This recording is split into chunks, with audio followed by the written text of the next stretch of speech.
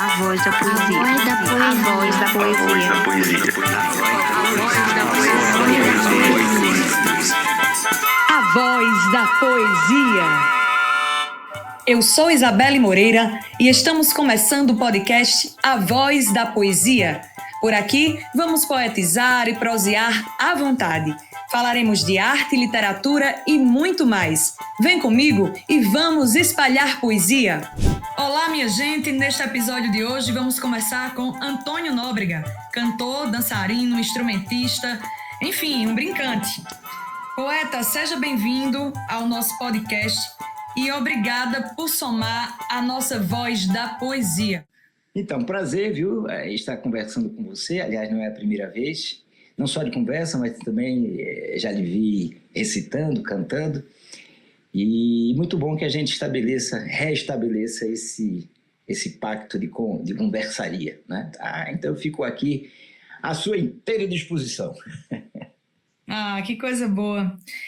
Poeta, já para a gente entrar nessa coisa da poesia mesmo, trazendo a proposta do nome do podcast, que é a ideia a gente conversar sobre diversas artes e, enfim, você é diverso nas suas artes, mas tem o acervo Antônio Nóbrega de literatura de cordel, que possui quase 6 mil exemplares. Me confirme essa quantidade e me fale como começou essa coleção tão valiosa. Bem, eu acredito, Isabelle, que que o acervo tenha mais ou menos, você falou 3 mil, eu acho que perto de 5 mil. 5 mil, entre 5 mil e quase chegando em 5 mil cordéis? Eu tenho para mim que está por aí. Dentre esses cordéis, alguns do Leandro Gomes de Barros estão completamente disponíveis, né? Porque boa parte deles, quer dizer, a grande maioria, a gente só documentou, registrou as características do folheto, a capa, o nome do autor, data. Por 2 razões. Primeiro, porque tem aquela questão dos direitos autorais, né? Então, a gente teria de remunerar as pessoas que estão vivas, coisa que o projeto não tinha condições de fazer. E depois, porque necessitaria de um trabalho bem maior. E você sabe, assim como você, nesse conjunto de podcasts, que a gente está trabalhando quando a gente se dispõe a fazer trabalhos dessa natureza, documentais, a gente tem sempre de buscar um parceiro, né? E normalmente é um parceiro ou municipal ou estadual. No âmbito federal está muito difícil, né? Por razões óbvias. E, então, de uma próxima rodada, eu pretendo, quem sabe, colocar, porque eu tenho recebido muitos folhetos, né? Então, eu já tenho mais catalogados só aqueles. E aí o seguinte, essa coleção começou desde o momento em que eu me interessei pelo mundo cultural popular. E esse interesse nasceu com o convite de Ariano para integrar o Quinteto Armorial, ali em 1970. Então, logo que eu comecei a me tornar íntimo de brincantes, né, de repentistas, não digo íntimos, mas de conviver com eles, dançadores de caboclinhos, maracatuzeiros.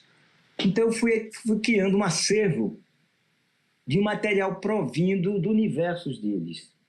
Por exemplo, eu tenho golas de maracatu, eu tenho mantos de caboclinho, cocares, né? E nessa ocasião, lá em Recife, no Mercado São José, se vendiam muitos folhetos. Era um centro difusor, né? Era um dos grandes centros difusor do Brasil. E lá eu me encontrei com folheteiros ainda vendendo, cantando folhetos. E aí eu me engracei pelo livrinho, não é? E fui adquirindo. E quanto eu podia, né? Tinha um dinheiro sobrando, eu então investia. E aí eu cheguei a um acervo de uns 2.500, 3.500, 3.000 por aí. Quando então, certa feita, o jornalista paulistano, Caual, é o nome dele, daqui a pouco eu me lembro.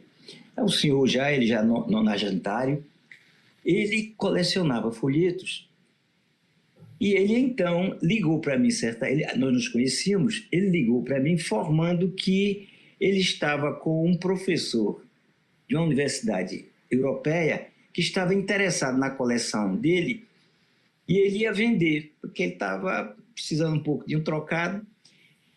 Mas ele se lembrou de mim e perguntou se eu não queria adquirir, porque ele ficava meio chateado em que essa coleção fosse para fora do país. Eu disse, homem, pode dispensar o professor europeu, que eu vou aí agorinha. Aí eu fui lá e me arranjei com ele e adquiri outra metade. E ele tinha folhetos mais antigos que o meu. E tinha ainda folhetos portugueses, tinha folhetos brasileiros que não eram propriamente folhetos, mas aqueles ancestrais dos folhetos que eram pequenos livrinhos em prosa.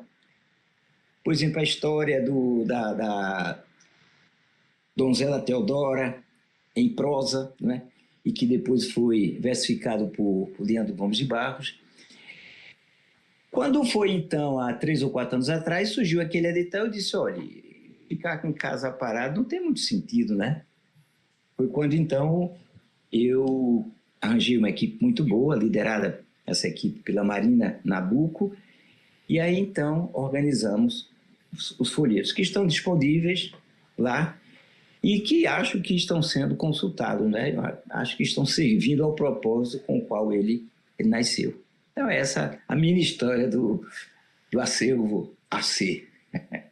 Poeta, sobre a consulta, está sendo bem encaminhada, porque no meio do cordel, eu observo que todo mundo sempre remete, sempre fala, inclusive é uma das coleções mais famosas desse âmbito, até pela disponibilidade que ela está.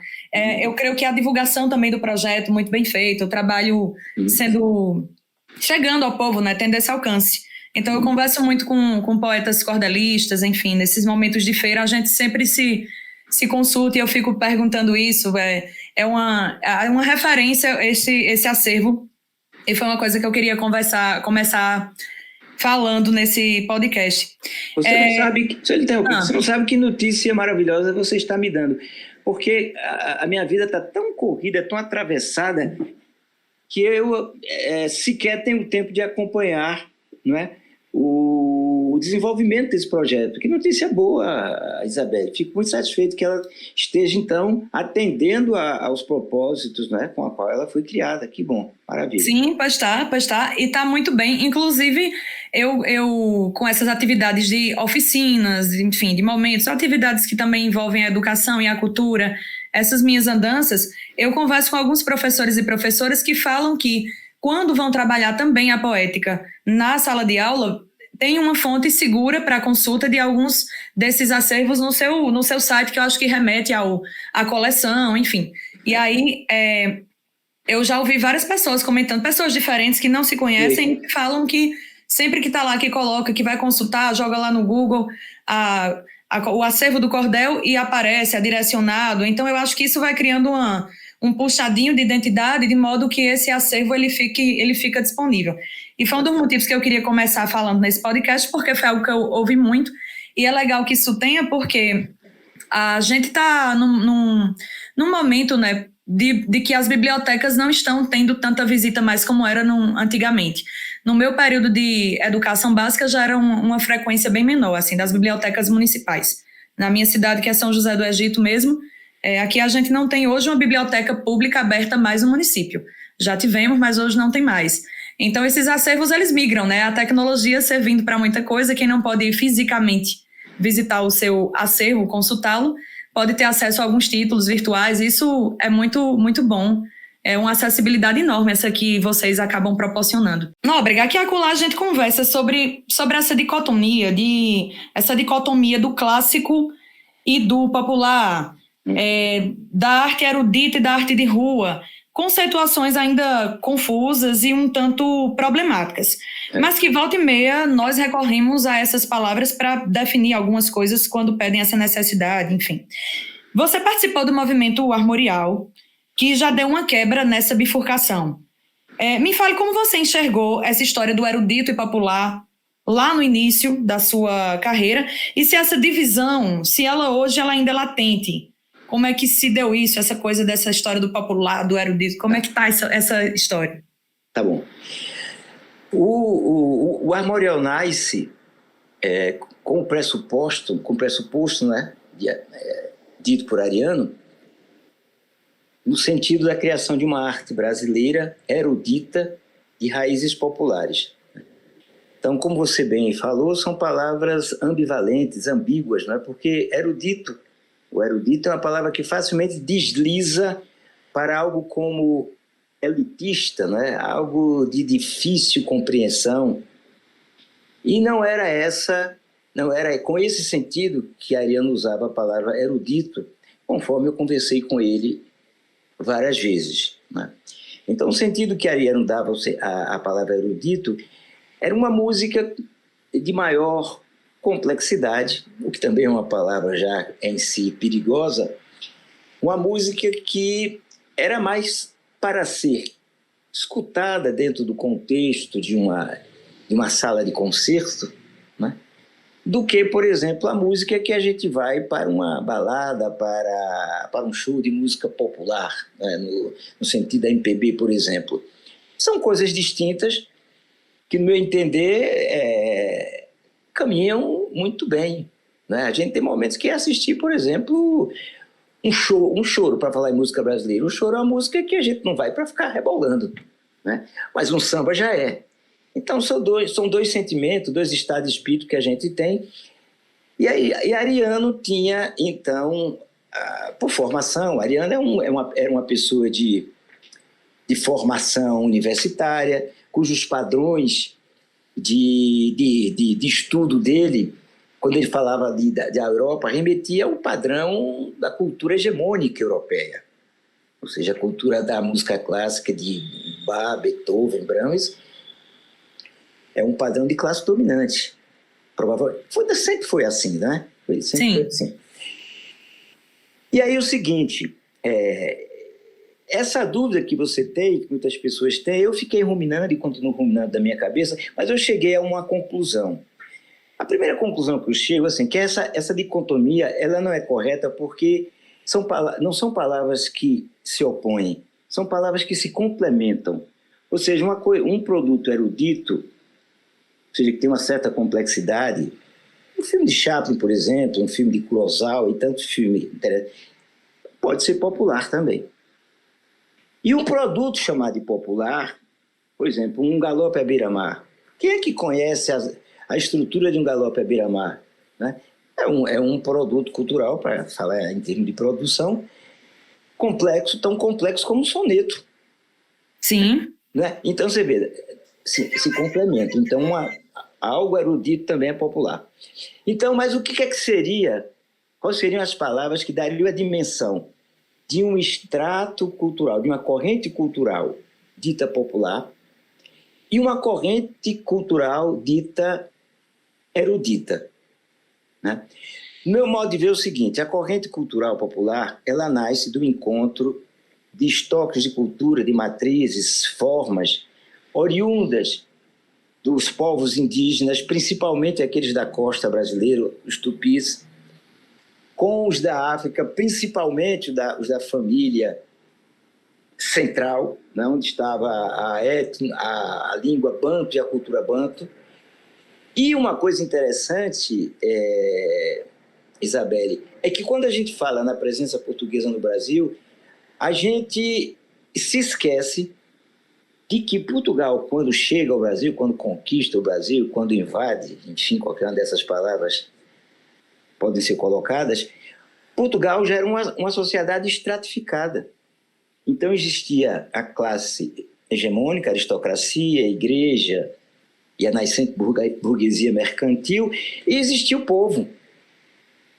E foi esse povo, os órfãos degradados, aventureiros, marceneiros, pescadores, lavradores, sobretudo, é essa gente que traz para aqui o que a gente chama do mundo cultural popular. Folia de Reis, a quadrinha, a estrofe da quadrinha, tiradores de reis, né? Reiseiro, reisada, tudo isso vem com esse mundo popular. É esse mundo popular que se junta com aquele que cria, então, esse universo que é uma corrente de cultura. Do outro lado, aquela corrente que a gente chama de erudita não é mais do que a cultura ocidental hegemônica. Porque em todo o Brasil, na história da cultura do Brasil, só essas duas correntes frequentaram o nosso país. A gente não tem elementos em canto e nome do Brasil significativos que marquem a presença chinesa, a cultura árabe. Não tem. Então, cultura erudita quer dizer, naquela época do movimento armorial, a cultura da classe dominante, ou seja, que se refletia na chamada música clássica. Existe já um segmento cultural não classe dominante, ou melhor, não erudito na cultura ocidental, que é aquela que é regida pela indústria cultural. Onde está o pop, onde está o rock, onde está o rap, onde está o hip hop. Está tudo na cultura ocidental. Não está em outro lugar. Mas ela não está dentro do mesmo segmento, dentro da mesma faixa de consumo que está, por exemplo, um grupo de balé de Nova York, ou um grupo de dança contemporânea na Pina Bausch, na Alemanha. São estratos diferentes. Como no Brasil. No Brasil a gente tem o mundo cultural popular, que é esse que eu falei, e tem o mundo hegemônicos. Por exemplo, você vai para a Sala São Paulo para assistir um concerto, você está executando o mesmo rito de quem sai de casa em Bonn, em Nova York ou Paris para assistir a orquestra sinfônica. Ou seja, é a cultura ocidental, né? Então, no meu entender, o que o Brasil precisaria fazer, e que já fez em muitos dos seus grandes criadores, era reunir um pouco, confraternizar um pouco mais esses dois segmentos. Que é isso quando você, por exemplo, trabalha na sua poesia, a poesia popular. Eu paro de falar um pouquinho, eu continuo. Você quer fazer alguma pergunta? Porque eu tenho... Não, tá maravilhoso, pode continuar. Eu tô aqui babando, assim, aprendendo muita coisa, sempre, né, com você. Então, porque você veja, eu dou aqui em São Paulo um curso chamado Na Rima. Então, o que é que eu faço? Eu me aproprio das estruturas que estão presentes na poesia brasileira em geral, sobretudo no Nordeste, porque no Nordeste foi onde floresceu um contingente, um batalhão de modalidades que em nenhum lugar outro do Brasil floresceu. E há razões históricas, culturais e econômicas através dos quais a gente pode entender isso, não é? Então, quer dizer, quando eu, por exemplo, me valho de uma estrutura como a 10ª de 7 sílabas, que você utiliza tão bem, e apresento essa estrutura, essa modalidade para uma pessoa que está fazendo meu curso, que mora lá em Manaus, ou que mora em Porto Alegre, ou aqui mesmo em São Paulo, eles estão entrando em contato com a estrutura, com a mesma estrutura que os poetas do século de ouro, há 500 anos atrás, encontraram. Por exemplo, o teatro de Lope de Vega, que era o Shakespeare espanhol da época, os diálogos deles eram realizados muitos através da 10ª de 7 sílabas. Como Gil Vicente também usou a 10ª, não é exatamente essa, a que a gente chama de Spinella também, né? Sim. Mas era a mesma, né? E é a mesma que, inclusive, é usada no maracatu rural, que eles, curiosamente, chamam de samba de 10. Então, a estrofe, a modalidade, o gradil, o casulo, ele é atemporal, né? Ele pertence a uma legião de pessoas cujos nomes se perdem nas idades do tempo. Quer dizer, no caso da 10ª de 7 sílabas, não sei se eu particularizo demais, ela é chamada em toda a América Latina também de 10ª Spinella, porque sempre foi atribuído a um tal de Vicente Spinella a criação dessa 10ª, que foi publicada, inclusive, num livro de 1591 chamado Diversas Rimas. Lá estão, parece que 15 a 30 10ª de 7 sílabas. Muito bem, esse era o documento que a gente tinha. O mesmo autor, que é um estudioso espanhol que mora nas Ilhas das Canárias, chamado Maximiano Trapero, ele descobriu uma documentação que retroage em 75 anos a criação da 10ª. Ele descobre um documento de 1514 de uma pessoa que ele, inclusive, o nome eu não me recordo aqui, mas eram as décimas, as primeiras décimas que ele encontrou, não eram mais aquelas do Vicente Spinel. Então, Sim. não tem, quer dizer, documentalmente, não tem muito sentido você dizer décima espinela, mas ficou que fique, né? Mas, na verdade, essa décima tem, olha, mais de 500 anos. Né? Então, se ela tem esse tempo de vida todo, como a quadrinha, por exemplo, é porque ela tem seiva lá dentro, ela tem tutano, ela tem alguma coisa que nos puxa para dentro dela para poetar. Né? Então, isso é tão verdade, por exemplo, que ela é capaz no Brasil de ensejar a décima de 10 e a décima de 11, que, segundo eu pesquisei, não existe em lugar nenhum do planeta. Porque se existisse, ela existiria aqui na América Latina. Porque em todos os países da América Latina, a presença da décima de 7 sílabas é documentada. É viva, é tão viva quanto nós. Principalmente em Cuba, por exemplo, onde existe uma cátedra dentro da Universidade de Letras, que é a cátedra do estudo da décima. É um ano. Né? Mas no Brasil, a gente cria ainda um galope à beira-mar e um martelo galopado, além de a gente ter utilizado também a décima de 4 e a décima de 5, como você deve saber. Né? Então, é um negócio extraordinário, não é? A gente entender como é que o povo brasileiro teve essa punção, esse impulso de criar isso. Não é? Bem, eu acho que com esse arrazoado todo, talvez eu chegue no final dizendo que o erudito e aí o popular, eles se entrançam. Você veja, como eu falei, a décima era utilizada pelos poetas do século XVIII, século de ouro, os poetas eruditos. De repente você escuta cantado por um Barachinha, por um Pedro Paulo, um homem negro, cantando um samba de maracatu rural com uma rítmica melódica totalmente sincopada, ou seja, marcando a presença africana, legitimando já uma outra presença. É um espólio que recebe um selo. Isso também agora é africano brasileiro. Eita, falei demais. Vamos lá. Não falou demais, não. Lhe ouvir é sempre uma aula e a gente fica boca aberta mesmo, assim, prestando atenção em tudo. Né? Os ouvidos vão se abrindo nesse podcast com você, porque é muito isso, e você é um pesquisador, além de ser poeta, artista, você mergulha na veia da coisa para entender de onde vem, então não basta fazer, tem que entender o porquê ou de onde vem.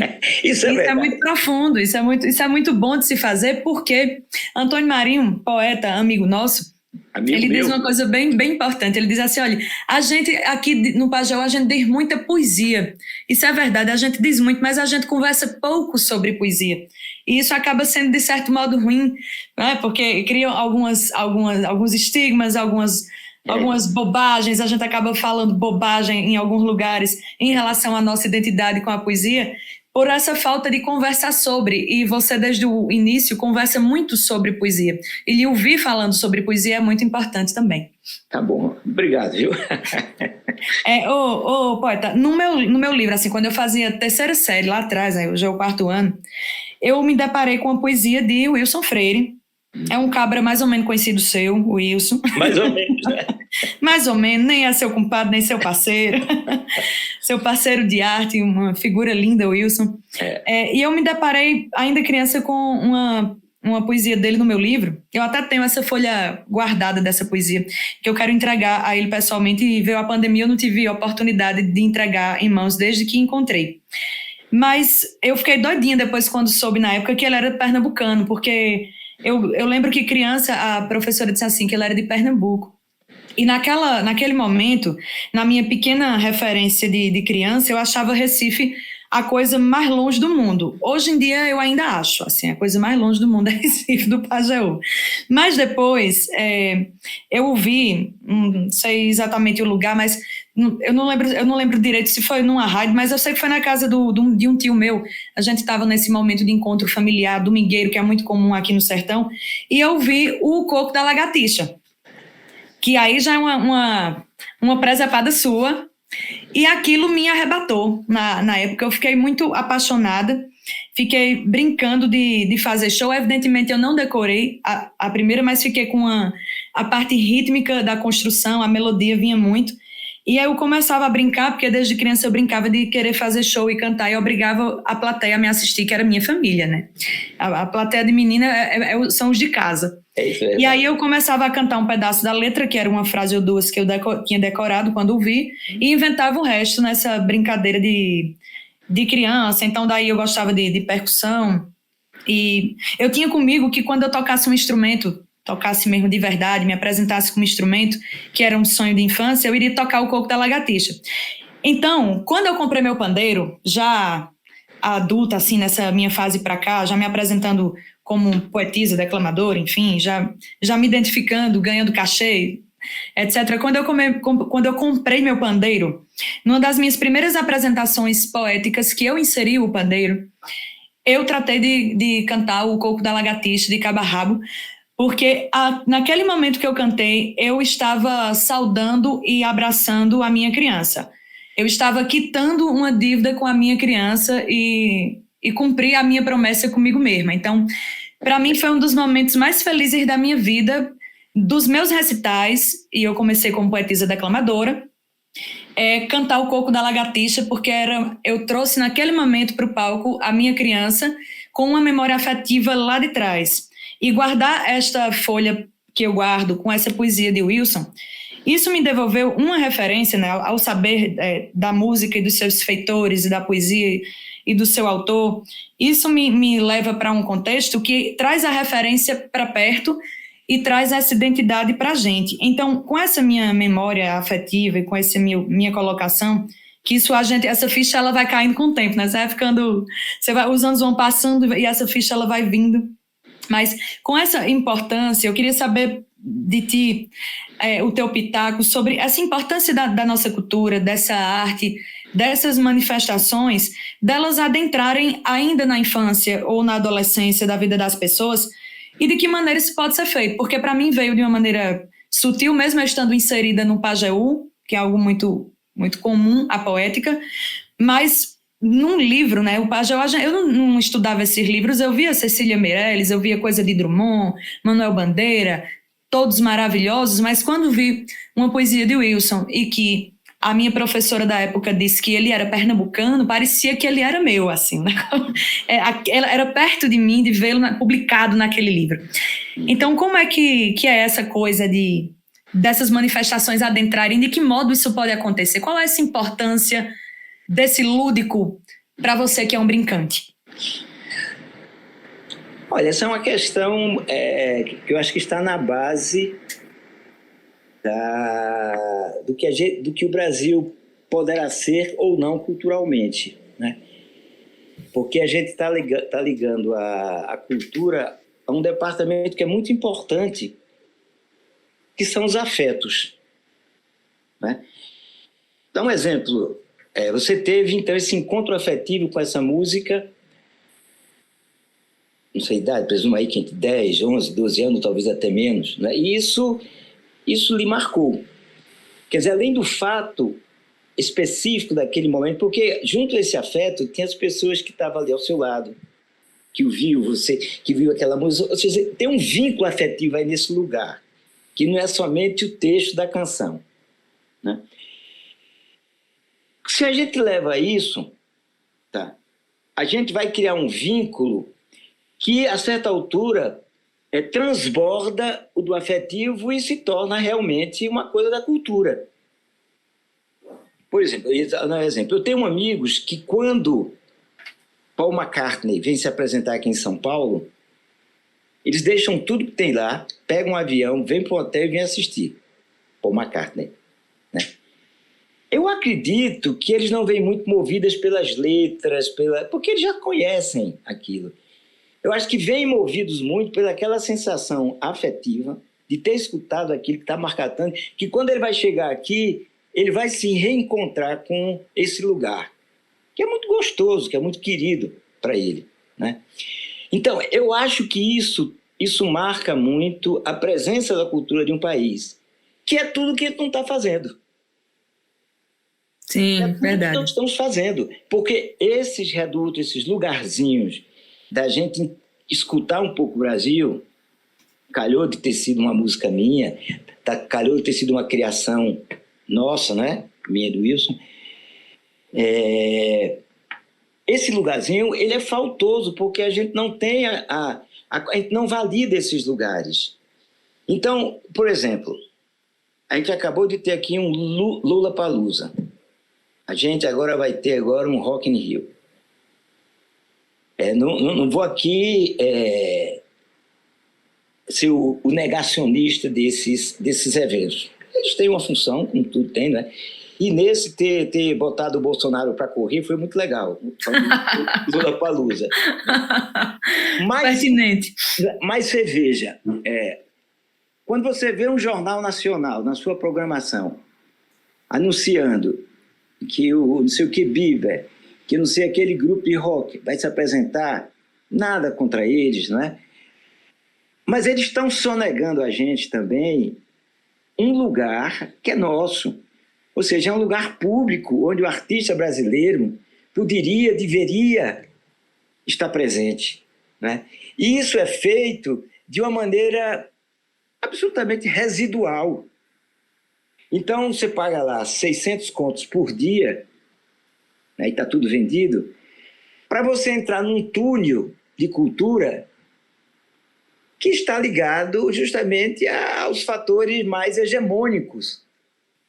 Ligado por mais que o rock seja uma música contestatória, por mais de tudo isso, mas a presença da indústria cultural, dos valores, estão ali marcados. Quer dizer, o patriarcado, o tão chamado patriarcado, está ali, né? Como é que a gente vai resolver esse problema, né? Como é que está tudo tão demarcado em relação à cultura se chama globalizada, mas que é sobretudo do eixo anglófono, não é?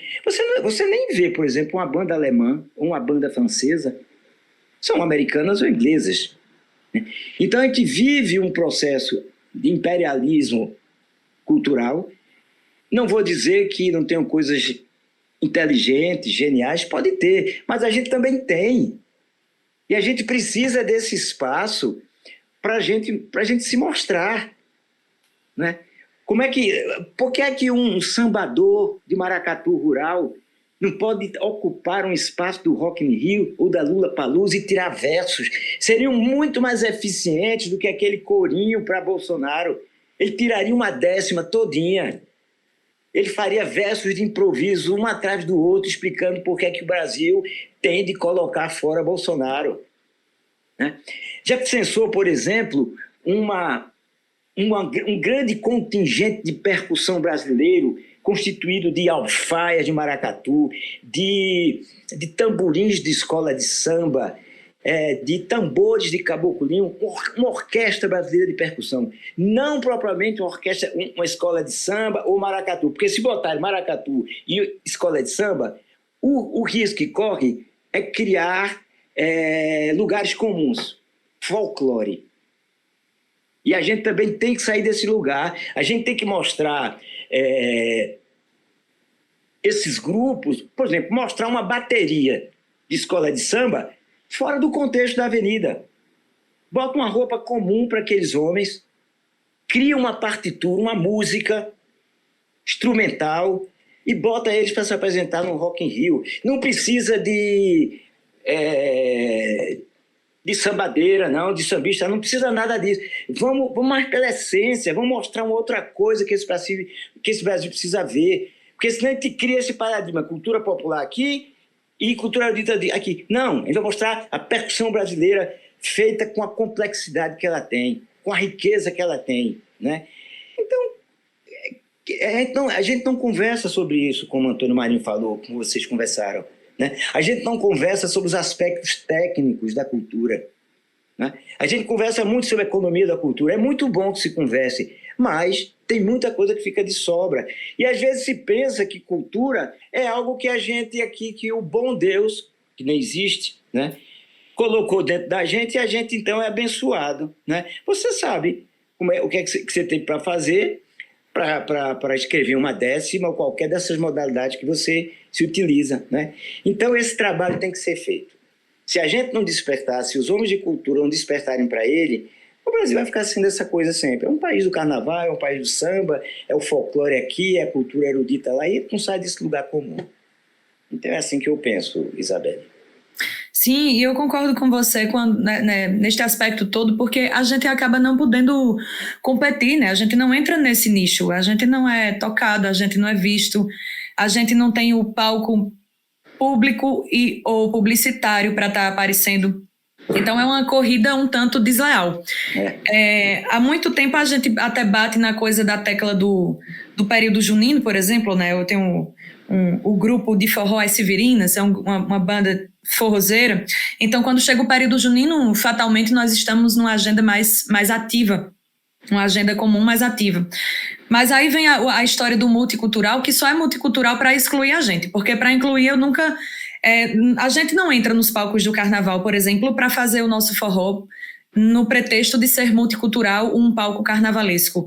A gente não adentra outros estados, mas em compensação, os nossos palcos de forró no período junino estão cheios de outros estilos musicais que vem diferente. E aí quando você pega o trio Pé de Serra mesmo, formado ali por a sanfona, o zabumba, o triângulo, você vê lá um trio tocando 3, 4 horas de show ganhando cachê de R$500, 400, 300, enfim, varia muito esse preço, mas nunca surpreende em relação a ser positivo.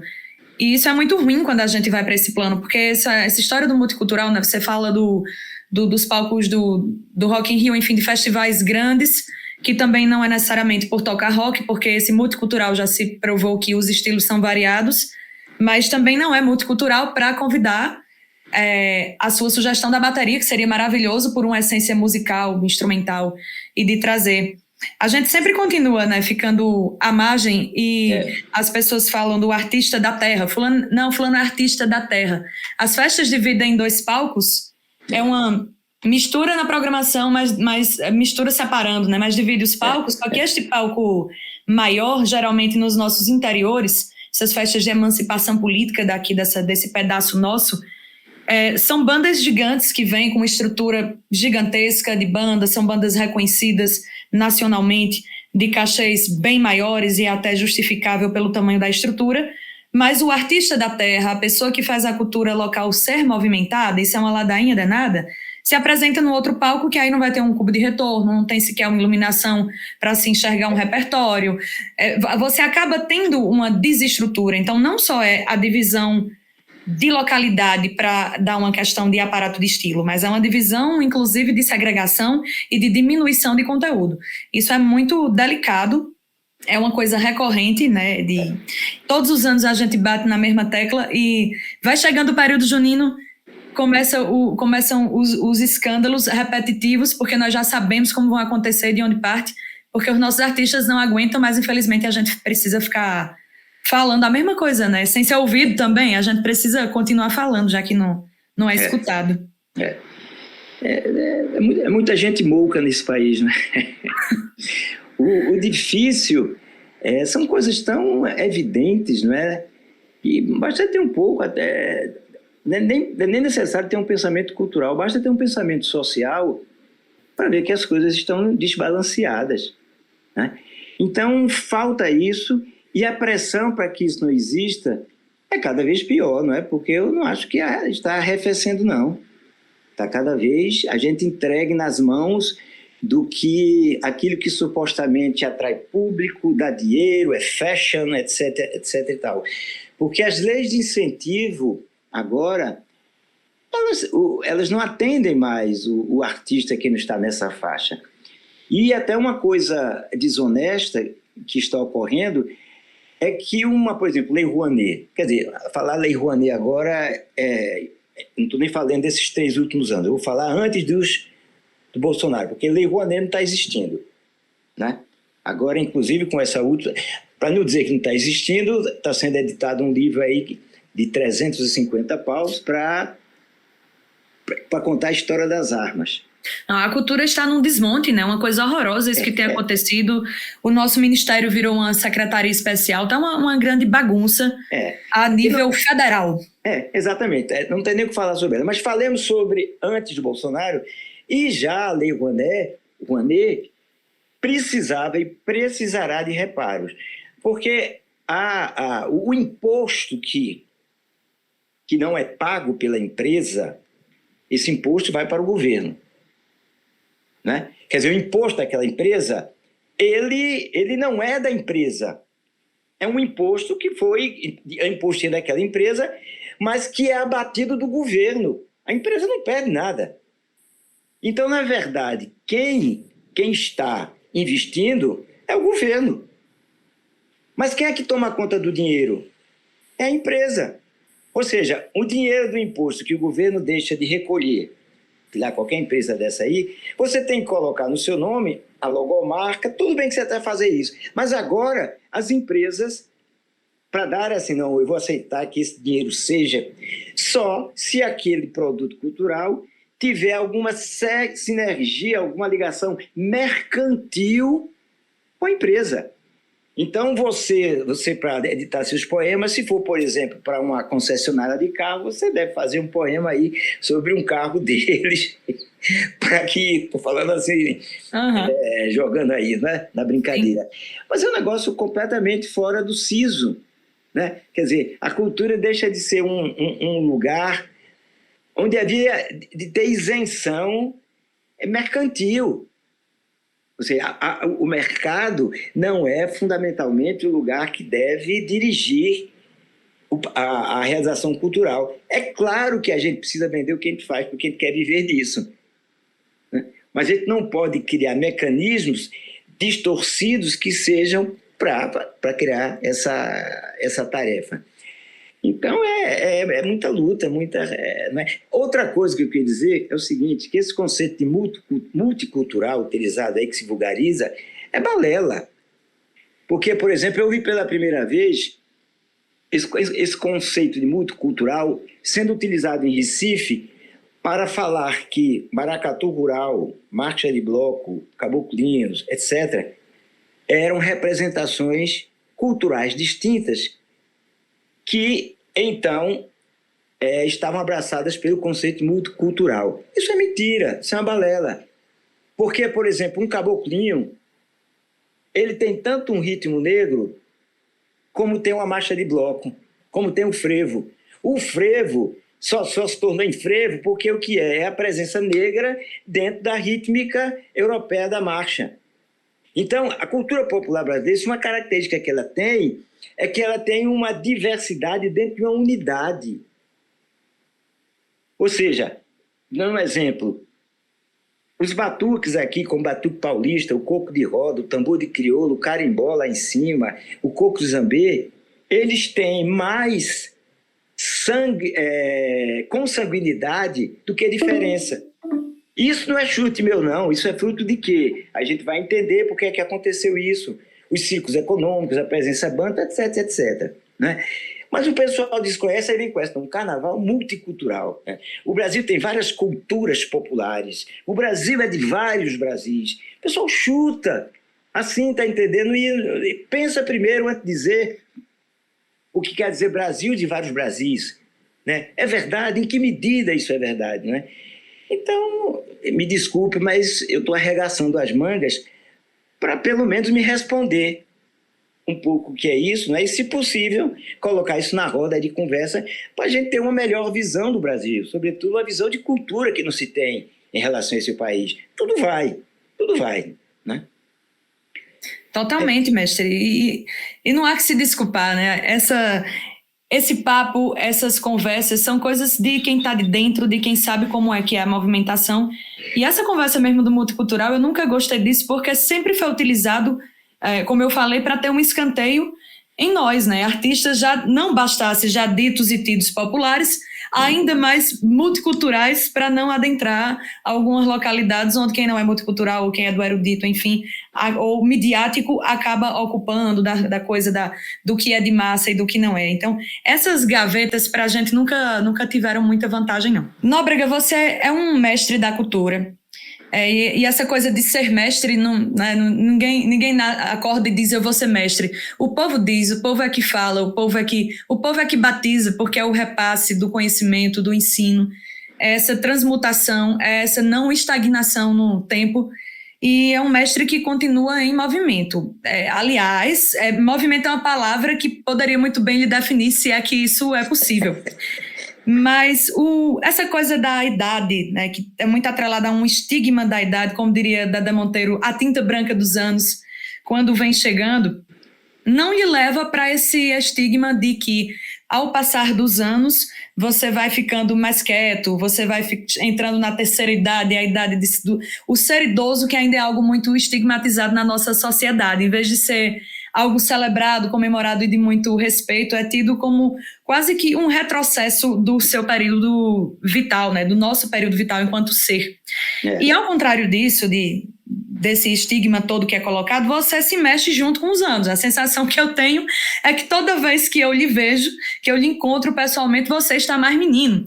E não é uma sensação só minha, que já lhe conheço, mas uma sensação de quem não lhe conhece, porque quando você esteve na festa de Louro, aqui na minha rua em São José do Egito, você estava para se apresentar no palco e tinha um vizinho nosso da rua que não lhe conhecia, não conhecia o seu trabalho e perguntou quem era que ia se apresentar. Eu disse, vai ser Nóbrega, e quando eu falei com um gesto apontando onde você estava próximo de mim, eu ia apresentar e você estava para entrar em palco.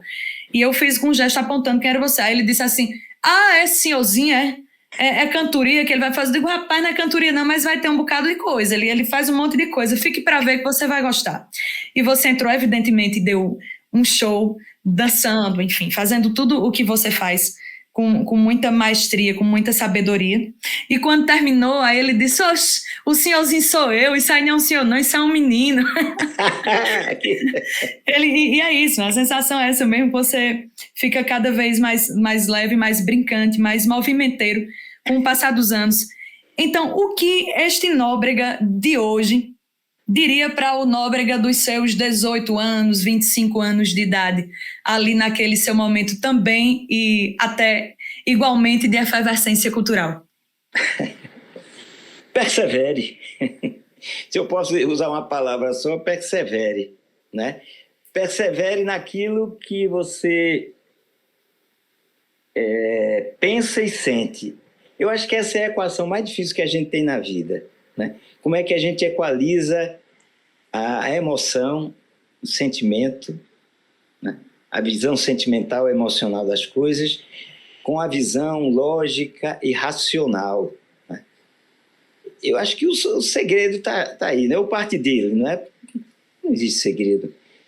Então, eu acho que foi isso. Hoje eu estava pensando em certos convites que eu recusei, né? E que se eu tivesse aceito esses convites, eu acho que eu viveria tão infeliz, né? E que na ocasião, provavelmente, seriam convites que me dariam assim, uma presença de popularização grande, né? Mas ela nunca me tocou, e eu pensava um pouco assim, mas é isso que eu quero, né? Então, hoje eu me sinto, realmente, Isabelle, eu me acho uma pessoa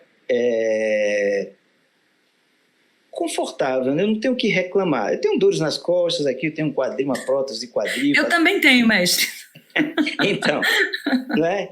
Mas assim, pode ser que amanhã aconteça uma coisa tão feia na minha vida que eu disse, tava bonito até... Eu completo 70 no dia 2 de maio. Mas até aqui, eu acho que consegui fazer umas coisinhas assim que me dão uma alegria de viver, né? E o que eu acho mais interessante é que eu sempre tenho coisas a conquistar. Quem é um instrumentista, tocador de violino ou qualquer instrumento, sabe que a execução é uma coisa que nunca tem fim. Você pode tocar por exemplo, violino, que é um instrumento muito difícil, então oferece assim, um terreno para você adestrar a sua sensibilidade que não para. Então, se eu tiver um tempo assim, eu passo 2, 3 horas só tentando avançar e fazer aquela música mais persuasiva para as pessoas que me escutam. Você sabe também o que é isso, quem lida com as palavras, né? Você sabe o que é um verso bonito? Quanto tempo Sim. a gente escreve, às vezes, uma estrofe, não está bem assim, deixa de molho, aí um belo dia a gente volta para lá. Então são essas coisas que eu acho que que remoçam um pouco a vida. É sempre um estado de alguma coisa para fazer. E eu tenho, assim, ultimamente, essa questão do meu encontro com o pensamento, né, com a cultura, né, sobretudo com a cultura brasileira, das suas raízes, formação. É uma coisa que é tão ampla, tão vasta, eu acho que ela explica tanta coisa do país da gente. Então, eu também estou muito animado com isso, né? E essa animação vem junto assim, olha, como você passar um pouquinho isso para as pessoas, né?